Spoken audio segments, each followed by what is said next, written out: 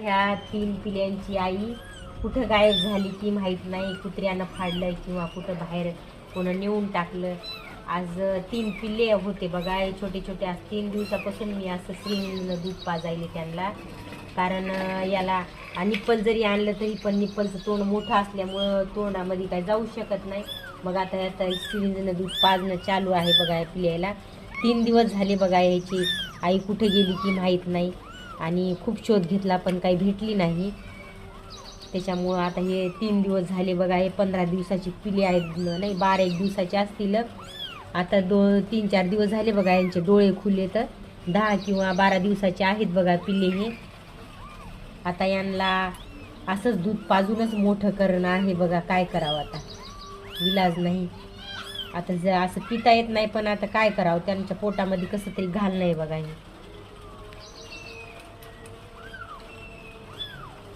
हे बघा, हे 3 पिल्ले आहेत. काय करावं ना बिचारे. 3 पिल्ले आहेत. बिचाऱ्याची आई गेलेली आहे. खूप वाईट वाटायले. मात्र आता काय करावं. 6-7 वर्षापासून माझी मांजर होती आणि या अचानकच कुठं गायब झाली माहीत नाही. कुत्र्यानं फाडलं की काय, कुठं गेली माहीत नाही.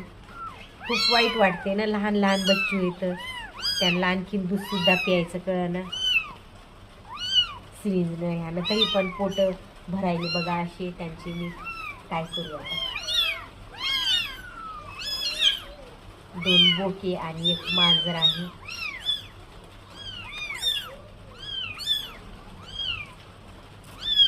कुठे यांची आई सापडली तर तिला घरी आणून सोडा. हिच्यासारखी आहे बघा. ही तिच्या आईसारखीच आहे बघा.